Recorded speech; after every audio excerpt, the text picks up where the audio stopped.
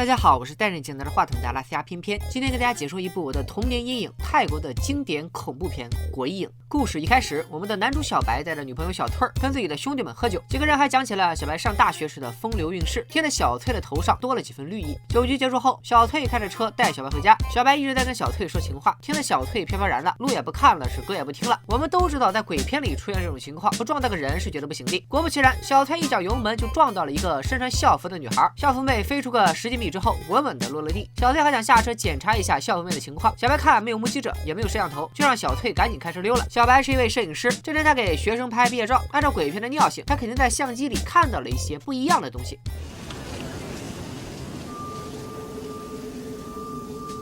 小白还觉得是自己眼花了，少熬夜，多吃点胡萝卜就好了。第二天他去照相馆取照片，结果发现有几张照片模糊不清，赶紧找老板理论。老板拿出了小白的底片，发现底片本来就是模糊不清的，这下小白也无话可说。回了家的小白看到小翠闷闷不乐，问他怎么了？大哥你还用问吗？谁撞了个人还能当做没事发生，心是有多大呀？小两口决定去案发现场打听打听，结果得知前几天确实有辆车撞到了广告牌，但没听说过有人被撞了。两个人都有点懵，合着这校服妹是神奇女侠啊？被撞飞10几米之后站起来拍拍屁股就走了吗？从案发现场回来之后，小翠就天天做噩梦，梦见校服妹变成厉鬼扑向她，还吵着要把自己的驾照给吊销了。晚上小白洗照片的时候，照片里的女鬼还看了他一眼。第二天他拿着这些带鬼影的照片来到了照相馆，老板看了之后觉得就是技术不到位，曝光过度了。这下小白不乐意了，玩归玩，闹归闹，别拿我的摄影技术开玩笑。回了家的小白跟小翠说，他今天路过报亭的时候看到一份灵异杂志，上面刊登的照片也有鬼影，于是两人决定去灵异杂志社看看。杂志社老板告诉他们，有许多灵异照片是他们自己 P 上去的，但是也有真的，有些鬼魂出现在照片里，就是想告诉别人一些事情。小白问老板怎么分辨照片的真假，老板表示，如果是用拍立得拍出的照片，有鬼影出现那就是真的。车祸之后，小白的脖子一直很疼，他去医院检查的时候，医生告诉他只是普通的颈椎劳损，不是什么大事。而小白的体重也一下子重了好多，不过他也没多想，也许就是医院的体重秤坏了。回了家之后，小白的一个朋友来找他，疯疯癫癫的向小白要照片，吓得小白赶紧给他老婆打电话，把朋友领回家了。过了几天，小白去看这个朋友，结果刚一进门，发现他朋友正打算跳楼。小白说，哥们儿你先别跳，你盒饭到了。他哥们儿头也不回的来了一句，好，我知道了，我下去取一下，然后就跳下去了。小白越想越奇怪，于是找到了朋友的老婆问了问情况。他老婆说，现在除了你，那天跟你吃饭的3个人都跳楼了，你们几个到底干了什么？是不是外卖吃多了给吃傻了？这时小翠在家翻照片，发现这些有问题的照片虚影的位置都在同一个地方，那里是学校的标本室。小翠觉得这里就是噩梦开始的地方。第二天，小翠带着拍立得来到了标本室，咔嚓一顿拍，还真就发现了鬼魂。小翠刚想跑，发现标本室里一个相框掉了下来，相框里的照片正是之前小翠撞到的校服妹。小翠也是心大，拍到鬼之后跟个没事人一样就回家了。回了家，小翠居然发现了自己男朋友小白和校服妹的合影，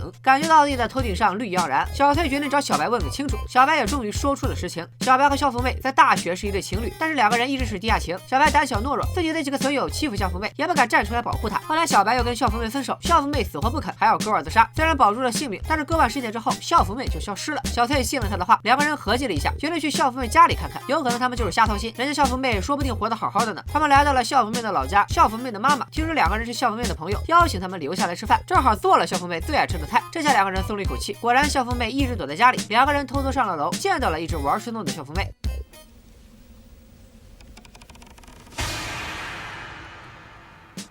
原来校服妹的妈妈接受不了女儿已经死掉的事实，把女儿的尸体一直保存起来。这下小白小翠明白了，校服妹阴魂不散，原来是他妈在搞事情。于是2个人劝服校服妹他妈，闺女看了卦，这都不火化，你也不害怕，心可真是大。最后校服妹他妈架不住小白小翠的软磨硬泡，决定给闺女火化。在葬礼的现场，小白也知道了校服妹的死因。离开小白后，校服妹就回了家，大门不出二门不迈，天天就想着怎么死得快。校服妹他妈带着校服妹来医院检查，没想到刚到医院，校服妹就跳楼自杀了。难道说校服妹只是一个走不出失恋阴影的偏执狂吗？咱们接着往下看。晚上小白一直睡不着，想起了自己以前对校服妹怎么好，气得校服妹当时就从床边爬出来找他理论，是你说的那么回事吗？咱俩怎么分的手，你心里没点数吗？还在那装纯情男孩，完事就追着小白满地乱窜，最后逼得小白从逃生梯上摔了下来。虽然摔了个够呛，但是在医院躺了1天就没事了。第2天，小白还屁颠屁颠的参加了校服妹的火化仪式，校服妹的遗体终于被火化了，小白也松了一口气，觉得这一切都结束了。但是小翠儿去照相馆取照片的时候，发现照片里的校服妹好像一直在小白的书架上找什么东西。她回到家，根据校服妹的指引，在小白家的书架上发现了一些老照片，仔细一看，居然是校服妹的艳照。原来校服妹被小白的3个损友强暴，为了不让校服妹打小报告，还让小白给校服妹拍了果照。知道真相的小翠崩溃了，老娘真是瞎了眼，爱上你这么个臭渣男。小白很难受，没想到校服妹化成鬼烧成灰还不放过自己，他决定跟校服妹好好聊聊，于是拿着拍立得在家里咔咔一顿拍，可是啥也没有拍到，气得他把相机扔到了地上。这时相机对着他自己拍出了一张照片。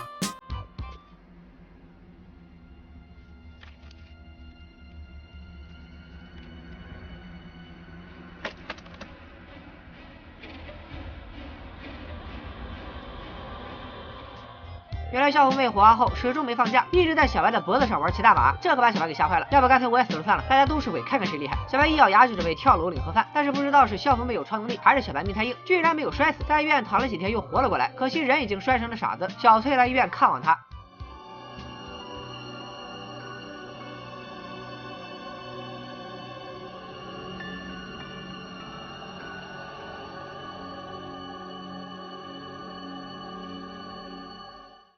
鬼影于2004年9月在泰国上映，不到3个星期，票房破1亿泰铢，是当年最卖座的泰国电影。鬼影的与众不同就在于它不光有视觉恐怖，还有心理恐怖。从一开始诡异的车祸，小白拍照时镜头里一闪而过的鬼影，到洗照片时鬼影现身，这些铺垫很好营造了影片中的恐怖氛围。而女鬼的出现带来了影片的第一个高潮，无论是床上的还是楼道里的，以及顺着图书馆追着小白的，诡异的音效与黑暗的画面构成了强烈的视觉冲击，让我们也跟着小白进入电影里，一起经历这场醒不来的噩梦。而鬼影更可怕的地方还在于，它营造出了一种心理恐怖。当影片最后揭开悬念时，没有声嘶力竭，也没有面目狰狞，有的只是一张飘落的照片。鬼影它不仅是一部恐怖片，更是讲述了一个令人唏嘘的爱情故事。校服妹为了一辈子不离开小白，死后化为鬼魂，无休止的纠缠他，也验证了电影里的那句台词：死去的人总舍不得他生前最爱的人。更多的时候，恐惧不光来自于视觉冲击，更是来自故事本身的绝望与无助。童年阴影实至名归。作为一名恐怖片爱好者，偏偏看这部电影的时候都是跟朋友一起看。而对于那些害怕看了恐怖片之后睡不着觉的小伙伴们，偏偏给大家一个小建议：只要你不开声音去看，没有了立体声的衬托，就显得没那么可怕了。拜了个拜。